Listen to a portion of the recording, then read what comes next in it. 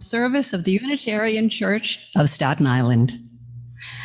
We're very glad to have you with us. And for those of us joining in person, it's wonderful to have you here. Please be sure to wear masks throughout the service and to maintain social distancing. During the service, as long as you're wearing masks, you can sing along to the hymns. And those who are attending in person, they are invited to join us in the parish hall for coffee hour right after the service. For those of us joining online, we send special greetings to you. We hope you take a moment to introduce yourself in the chat box. And after the service, you're invited to a virtual coffee hour. For those joining us in person, we gently remind you to please silence your mobile devices, as I will silence mine at this time. We're joined this morning by Rabbi Michael Howald of Temple Israel Reform Congregation of Staten Island, who has been a guest speaker here many times. He will begin our service with opening words. And so now let us prepare for the morning service. Rabbi.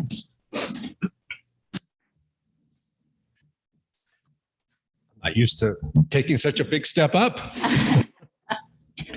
So this reading comes from our High Holy Day prayer book, as modified by me for today's service. May my life be one more link in the chain of goodness as I say and sing the prayers written by those who came before me.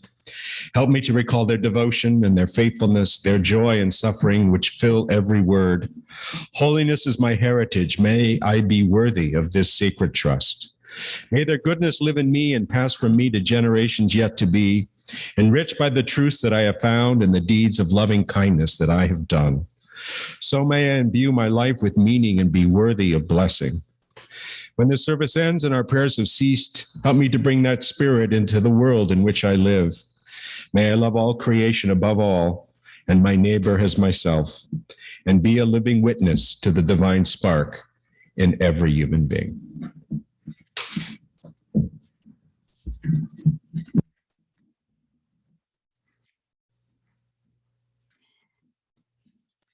Now I invite you to join me in lighting our chalice, and you'll find the affirmation in our order of service. We light this chalice in the search for truth and the spirit of love. We unite in worship and fellowship.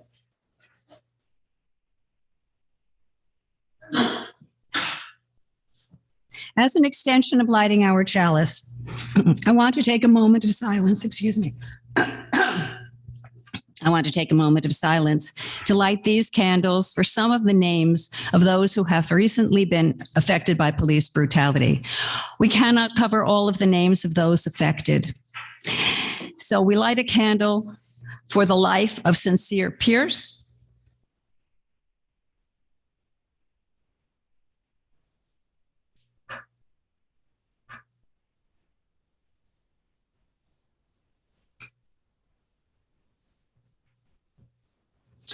for the life of Dante Demetrius Wright,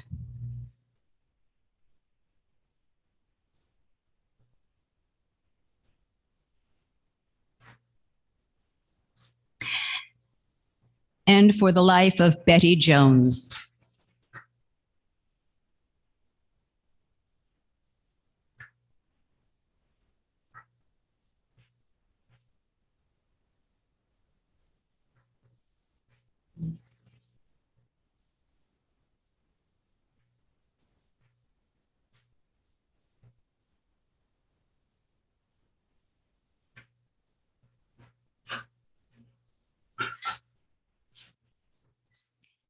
May these lights be a symbol of our commitment to continue the work of racial justice and to proclaim Black Lives Matter. And now for our opening hymn, please join us in singing hymn number 1, May Nothing Evil Cross This Door, in your gray hymnal.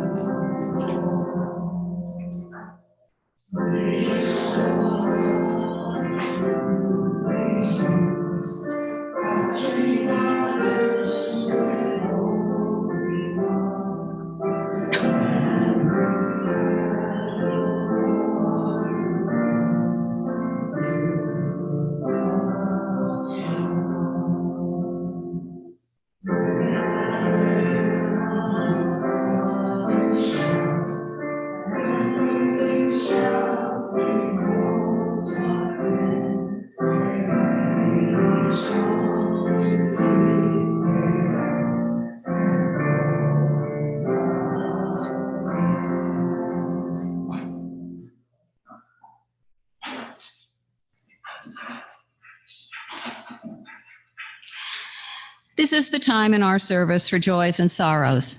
If you're visiting us for the first time, this is the time when you can introduce yourself. For those who are gathering here in person, we invite you to raise your hand and stand where you are seated. I will give you the microphone and ask you to say your name and share what is on your heart. For those who are joining us online, we invite you to type your joys and sorrows into the chat box, and Sally will read them aloud. We invite you to share what's in your hearts. I think what we'll do is this.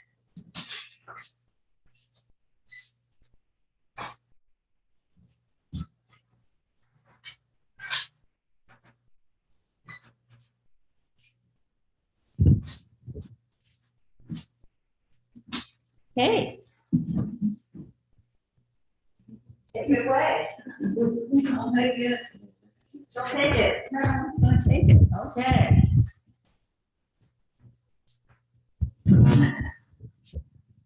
We have no, let me say it another way. Our choir today is named Pam. So when I say, do you sing? We need you to sing. I'm not kidding. We have 2 people with COVID and 2 people that didn't show up, and then Kevin went off. He abandoned us to play another job. So our choir's name is Pam. She is heroic. Thank you. Thank you. Okay, anybody else? Yes. My name is Sally. I have a small sadness, and it's a big sadness, really. My granddaughter's very good friend mother died, and I don't think she's had a lot of, my granddaughter hasn't had a lot of sadness like that, but she's going to the funeral today to support her, and she seemed to be really, really supportive of her friend. So I hope her friend gets through it. Thank you. Okay. Anybody else? Hi, this is, I guess, a small sorrow or frustration. My mother lives alone. She's disabled, and she fell when she was at home. And I happened to be working in the city that day. And she called me, and I was like, it would take me a really long time to come to you, because I'd have to go to Staten Island first and then drive to Brooklyn. So, because I had my bicycle with me. So there was no way for me to ride to her or, so I know that if you call 911, they can come and help you up. It's a code, right? It's a 911 code. They just help you stand up. And if you're okay, that's it. But they couldn't get in the apartment. The super didn't have a copy of the keys, so they had to break the lock. They didn't, in previous instances, when she needed an ambulance, they came through the bedroom window, which is not locked, but they didn't do it this time. They told Ben, who was, working in Brooklyn that day, they said, oh, it was locked, but that is not the case. It's never locked. And it's always open. She always has her windows open a few inches, but whatever. Anyway, she told the super, you should have a copy of my door keys. And he said, I don't want them. I don't want the responsibility. So it's just, the only thing you have to do is just open the door for the EMTs. That's it. You don't have to do anything else, but he doesn't want it. And I'm like, what if there's some other emergency? So super frustrating. So the solution is we're going to get a key box like they have for real estate. It's a box with a code. So if the EMTs are there, they can call me and I can give them the code so they have the key to open the door. So it's just such a basic thing for the super to do, and that he refuses to do it that's a sorrow, that's a sorrow. Thank you. Cordelia. Hello, I'm Cordelia, and Hi, Novella. we helped out with the greetings today. I just wanted to reintroduce myself because I used to come here when I was really little, and she used to come here when she was like a baby, like just like a newborn, and I haven't been here in a while, and it's great to be here again. Nice to see you. Nice to see you again. Okay. No? Good morning. I was very happy to see this morning not only the service, the order of service, but also along with it came, I think it came with it, was the Unitarian Church of Staten Island Recipes for Your Home. You know, we used to do a Holly Jolly Fair, and so many of the men and women of this church were involved in baking and making things and giving it to people and selling it to people. It was a wonderful thing. So if you get a chance today, there's a recipe by Randy back there. And it was a recipe for Helen Dorr, who was a really wonderful woman and a very good baker, and very opinionated. So remembering it, when you see it there, you think about her, remembering all the things that she used to make and do, and all the time she yelled at me and my son, you know, it was really wonderful. Okay, thank you.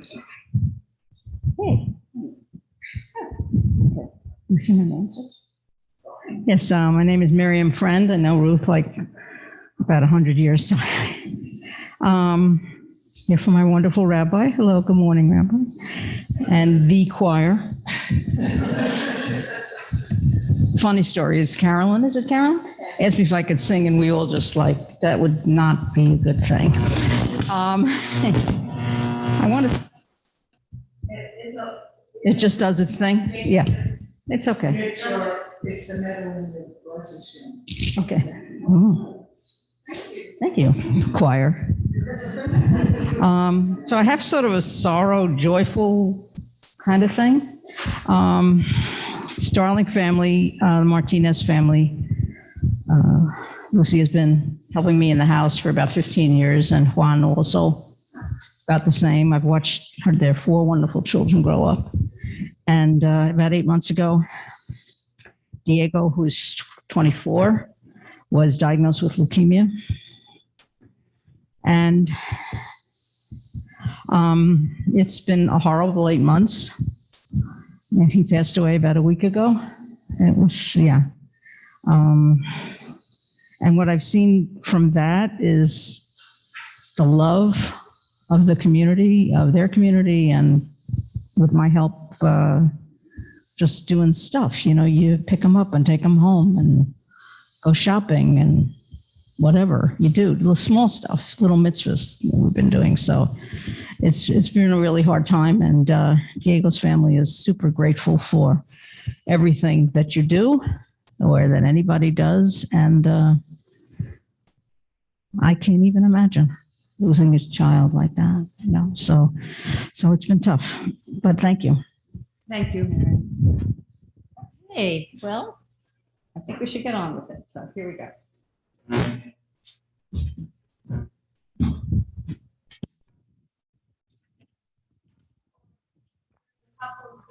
Oh, I'm so sorry, Sally. Yes, wait, I have to come back with the microphone.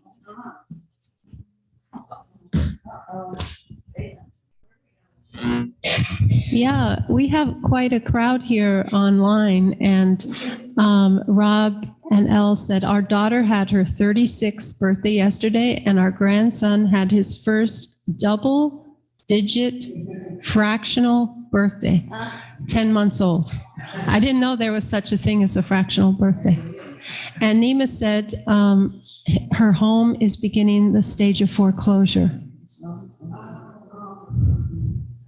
And Kathy Santos said spending time with her grandson, who is celebrating his 18th birthday. And Suzanne said she was very sorry about the Nima's home. Okay. Thank you, Sally. Sally? We can, yeah, just let me.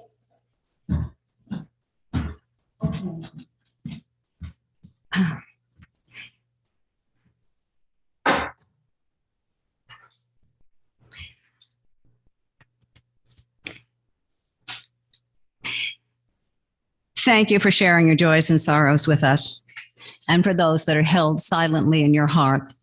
For all the joys and sorrows we've heard, and for all those that go unspoken, we're grateful for sharing them in community. Let us enter into a moment of silence and reflect on the joys and sorrows we have spoken and on the ones left unspoken, but are carried in our hearts this morning. So just a moment for meditation.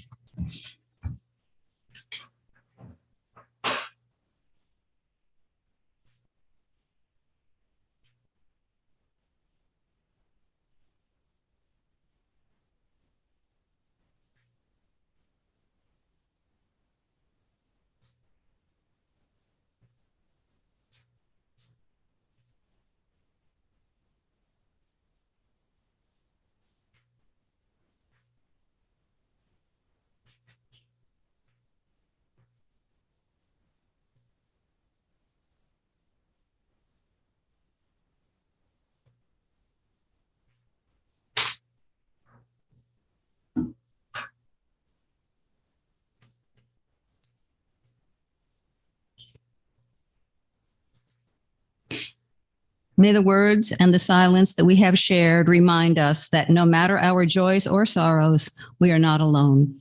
May it be. This morning's reading is by Marge Piercy, and it's titled Growing Up Haunted. When I enter through the hatch of memory, those claustrophobic chambers, my adolescence in the booming 50s of General Eisenhower, General Foods, and General Motors, I see our dreams, obsolescent mannequins in Dior frocks, armored, prefabricated bodies. And I see our nightmares, powerful as a wine red sky and wall of fire.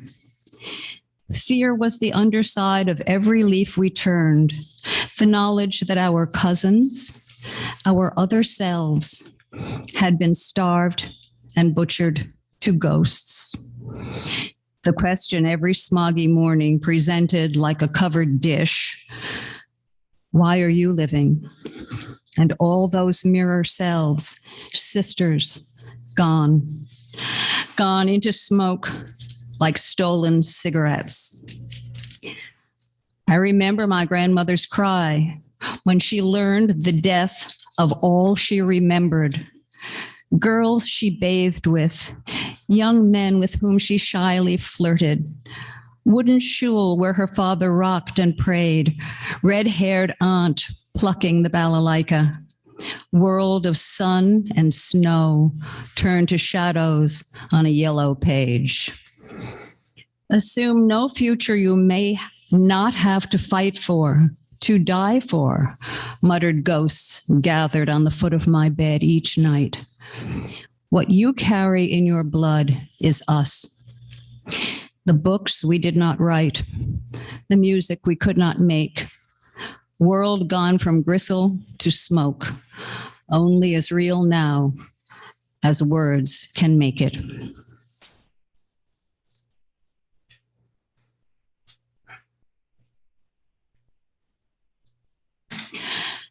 And now is the time in our order of service where we take an offering. We know it's the gifts of all of us that help support our ability to thrive and gather.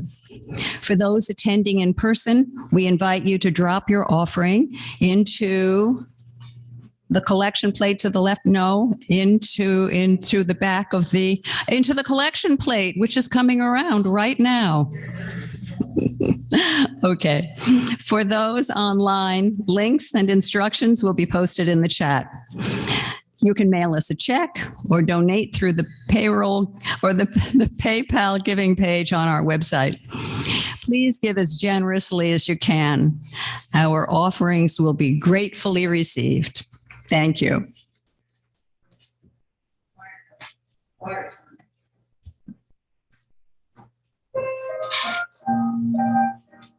We all sing.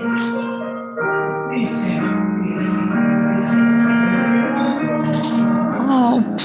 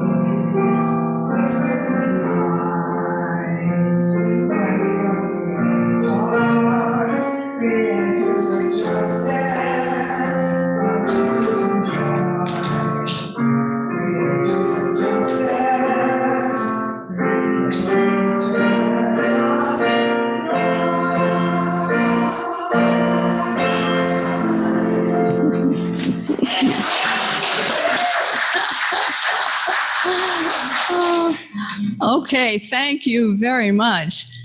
And now for our closing hymn, it's in your teal hymnal, and it's 1014, Answering the Call of Love. Go back. Oh my gosh. One World, 133. Wait, One World? You're right. Oh, I'm so sorry. Go to your gray hymnal. 133, One World. I'm a page ahead of myself.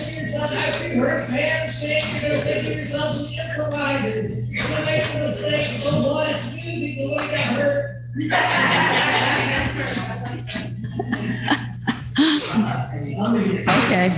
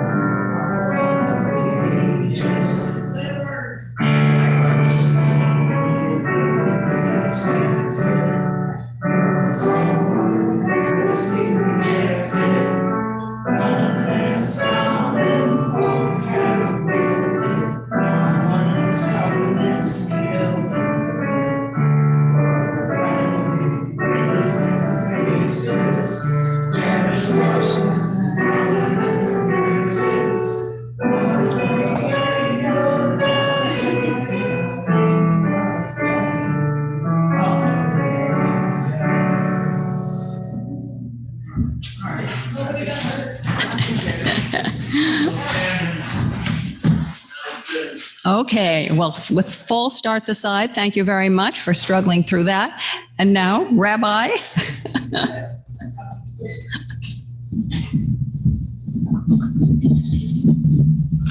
Good morning, everybody. Good morning. So the title of my Devar Torah is what we call it in our tradition, word of Torah, if you will. So this is my Torah, not necessarily from the actual 5 books of Moses, but it's based upon my reading of a book by Professor Deborah Lipstadt called Anti-Semitism Here and Now. And based upon the number of times that I've heard her speak at conventions of our movement, and just recently online with I think hundreds of rabbis and cantors who joined President Biden for blessings just before the beginning of Rosh Hashanah. So these are sort of my thoughts based upon what I've read and my own experiences. At the beginning of her book, as I said, Anti-Semitism Here and Now, Emory professor Deborah Lipstadt repeats a joke that she heard for the first time that she visited the Soviet Union in 1972. This joke came from Jewish refuseniks, the name given to Soviet Jews that the government refused to allow to leave the USSR, to move to Israel or to the United States. And this joke, she felt, illustrated the delusional nature of anti-Semitism, both in this country, around the world, and in the Soviet Union at the time, which simultaneously maintains that the Jews are responsible for thwarting government policy, and that the ruling regime is nothing but a conspiracy of the Jews at the same time. The joke riffs on the chronic shortages of consumer goods that the USSR was famous for, even as it illustrated the irrational contradictions of anti-Semitism. Early one morning, the joke begins. A rumor circulated in Moscow that a store was about to receive a shipment of shoes.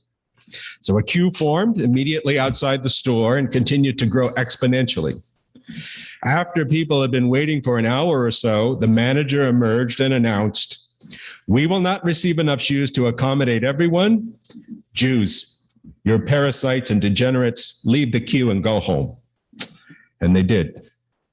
A few hours later, he emerged again and said, "We will not receive enough shoes to accommodate everyone. All non-veterans, go home." And they did. A few hours later, he emerged yet again and said, "We will not receive enough shoes to accommodate everyone. All those who are not members of the Communist Party, go home." And they did. As dusk was falling, the manager emerged for a final time and said, "We will not receive any shoes today. Everyone go home." Deeply disappointed, two exhausted and shivering loyal Communist Party members, both of whom had fought in World War II, walked away from the store. And as they did, one turned to the other and bitterly proclaimed, "Those damn Jews, they have all the luck." So this is the nature, right? This is the nature of anti-Semitism, both in the Soviet Union, before its collapse, in Russia today, and in the United States right here and now. The Jews control the financial industry. You may have heard that one. We are the puppet masters behind every conflict and war. And yet we are also the ones who preach values and ethics, which have somehow sapped American men of their masculinity. We are degenerates, right? And parasites on society at the same time as we direct and control every aspect of the civilization on which we supposedly prey.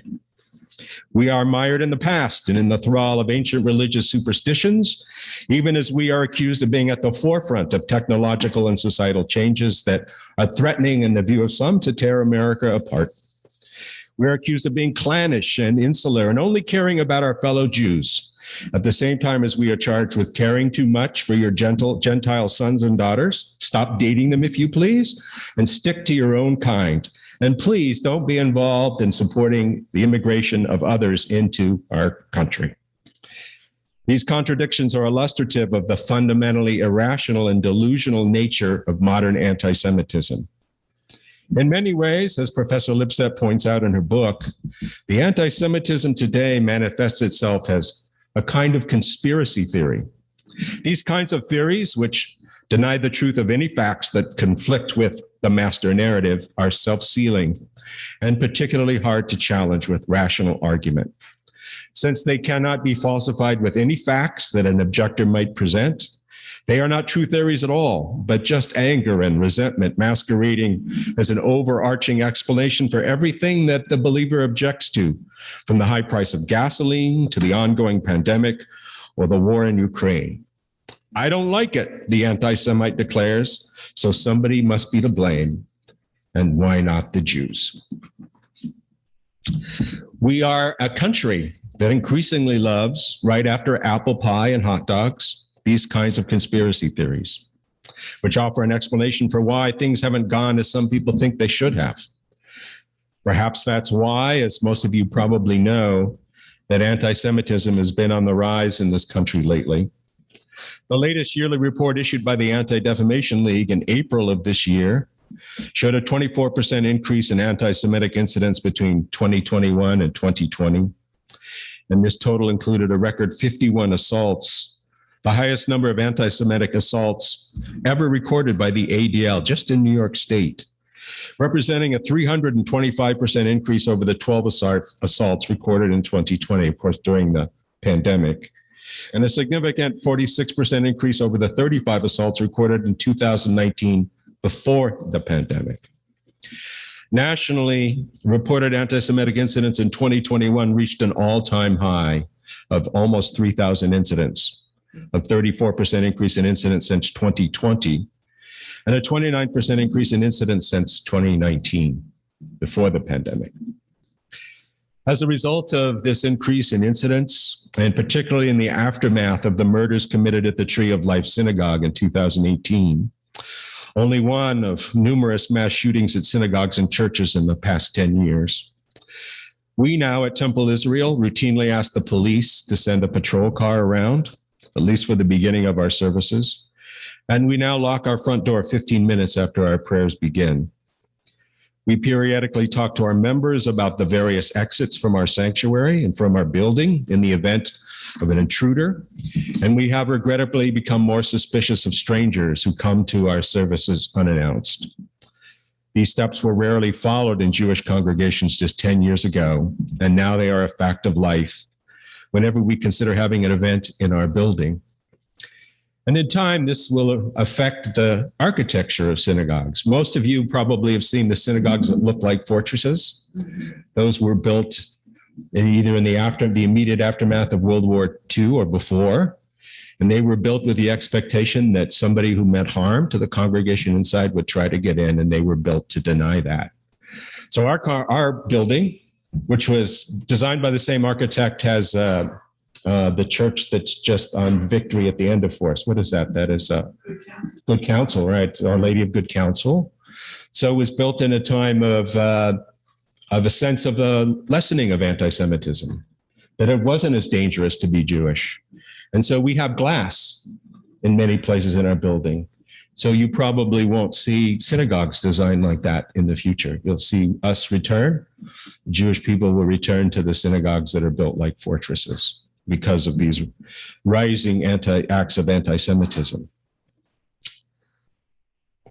Yet, I want you to know that we still have hope. Because in Jewish tradition, you're not supposed to end a Devar Torah with hopelessness, right? Or with admonition. You're supposed to end with a nechemta, a sense of hopefulness. And I have hope because we know that we're not alone. We're not alone in unfortunately, the hostility directed at those who look differently or worship differently than the majority. And we know, too, that unlike our brethren who wear their Jewishness visibly in the clothes they wear, we can choose to hide our kippot under a baseball cap or button up our shirts so that the Jewish stars around our necks don't show, if we so wish. And many of us increasingly choose to do so, particularly when we go abroad. We know others have no such option to pass unnoticed in the streets or sitting at a restaurant with those who stand in peril and from the same hatreds and sense of entitlement that fuels anti-Semitism. For often those who hate Jews also detest others who don't look like them or worship like them. We have made common cause on this island. Just as a rabbi who fights against the supremacies that maintain that this country only rightfully belongs to one shade of skin or to one way of worshiping God, that rabbi can't just speak out against anti-Semitism. So too, the reverends and the ministers and imams and monks with whom I have made common cause on Staten Island regularly speak at rallies and vigils called to denounce anti-Semitism. For Professor Lipstadt, who I've heard speak, as I said, a number of times, this is the way that we address anti-Semitism and other hatreds in our world, by seeking allies and good people who see every human being as made in the image of God, even as we acknowledge that each of us who grew up in this country, we have much to learn and unlearn. So when you think about the latest anti-Semitic incident reported in the Advance or on the evening news, and you don't have to look hard to find them, don't just look at what happened then, but what happened afterward. Did members of the community come together to stand with the Jewish community against hate? Did people say by word or deed that this was not done in my name? This has happened many times on this island, as I've stood with politicians, with leaders of other faith traditions, and spoken out against hate in all its forms. Just recently, for instance, a campaign sign for Max Rose, who's running for Congress, was found defaced with a swastika about a half a block from our synagogue. And within a couple of days, we had a press conference just across the street from our building where we had the district attorney, we had members of the high-ranking members of the police department. We had Imam Tahir was also there from the Albanian Islamic Cultural Center, and also reverends and ministers from all over Staten Island. So those are the things that I remember from these incidents, right? And in Jewish tradition too, in the past, we've We've always been of two minds about these incidents where people paint swastikas on our parking lot or on the side of our building. We don't want to bring more publicity to somebody who may just be one person acting alone. Very difficult to know, however, whether they're one person acting alone or whether this is part of a group. So we try to be intelligent with those things that we bring to the attention of the press. And where we think this is just a single isolated incident, we usually say nothing. And for instance, our synagogue was defaced just before Rosh Hashanah last year with graffiti that made absolutely no sense. It was not standard anti-Semitic tropes, but still painted on the side of our building and on our parking lot. And so we elected in that case not to bring it to the attention of the press. But in this case, it happened so close to our synagogue and part of a pattern here on Staten Island, we decided to do so. So we've always tried to be intelligent about how we react to it. And sometimes we just don't tell things that have happened. And I'll give you one example. So when I was in Salinas, which is my first pulpit in California, there were a bunch of boys skateboarding outside the synagogue just before service was about to begin. So I asked them to leave. And the next day we found swastikas painted all over the synagogue and on the parking lot. But the people who painted them didn't paint them correctly. They were backward. Right, so they were backward. They were not the Nazi symbol. Apparently, a symbol of like prosperity in Asia is what they had actually painted, and so we decided not to bring it to the attention of even the police because we said, well, we think we know who did it, we think we know why they did it, and we think this is an isolated incident and it's not based upon some organized ideology. But in other cases where people are more organized, where we see flyer after flyer, for instance, paint, attached to light posts along Highland Boulevard, then we do speak out. And when we have, we've been joined by others all across the island who have said, again, not in my name. So that's the image I want to leave you with today. And that's why I have hope in my heart. It's not that there are anti-Semites. There have always been anti-Semites. But where to take hope and where to look is, do people speak out against it? And if people do speak out against it, then we still have hope. So thank you so much for your kind invitation to speak today. And keep the invitations coming. Indeed, we will.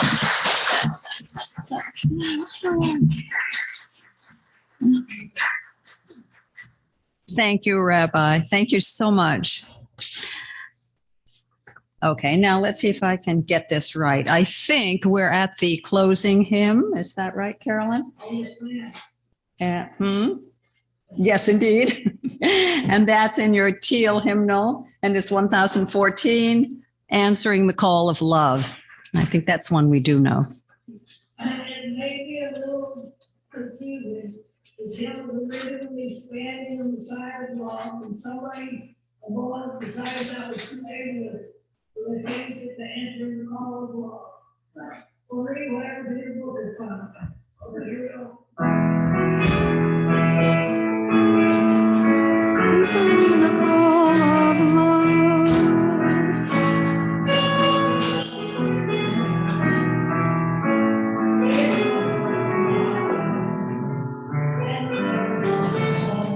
Blessed and made whole in our hearts, our God, we are answering the call of love. Hands joined together as hearts beat as one. To proclaim, we are answering the call of love.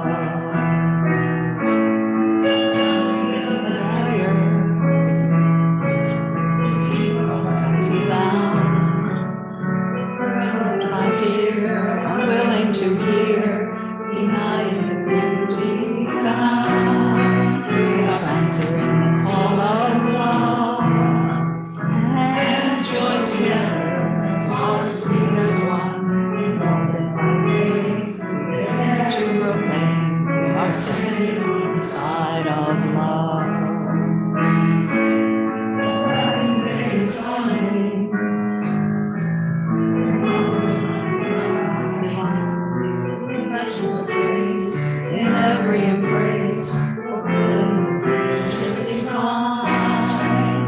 answering the call of love.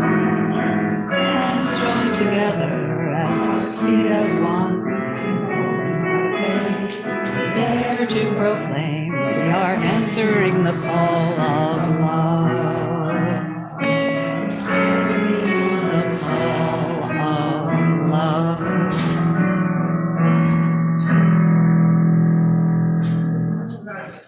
Thank you. So, this is me, sorry. So I invite you to join me in extinguishing our chalice. And you can find the affirmation in our order of service. Please repeat after me. We extinguish this flame, but not the light of truth, the warmth of community, or the fire of commitment. For these we carry in our hearts until we are together again.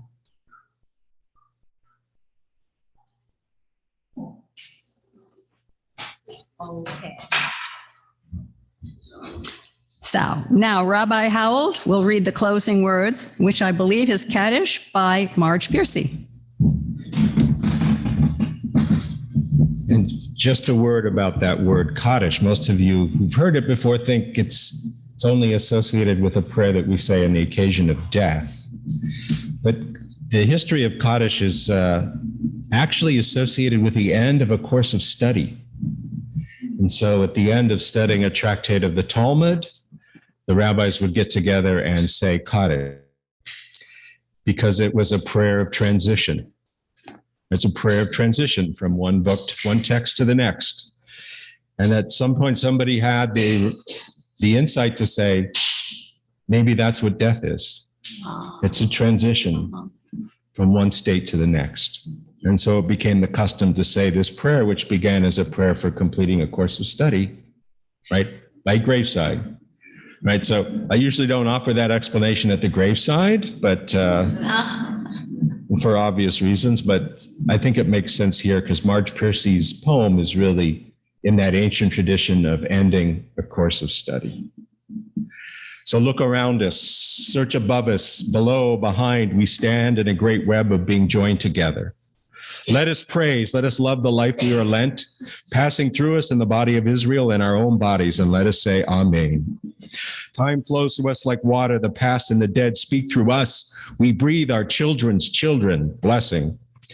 Blessed is the earth from which we grow. Blessed the life we are lent. Blessed the ones who teach us. Blessed the ones we teach. Blessed is the word that cannot say the glory that shines through us and remains to shine, flowing past distant suns on the way to forever. And let us say Amen. Blessed is the light. Blessed is the darkness. But blessed above all else is peace, which bears the fruits of knowledge on strong branches. And let us say Amen. Peace that bears joy in the world, peace that enables love, peace over Israel, peace over the world, everywhere. Blessed and holy is peace. And let us say, Amen. Amen. Thank you.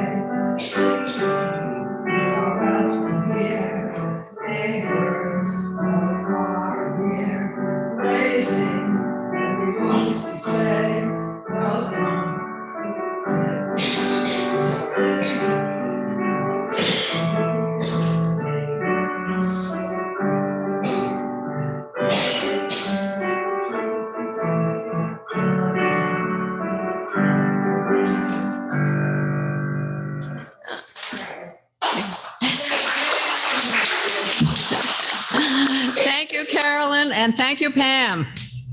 And so ends our service. So please join us in the parish hall for hospitality.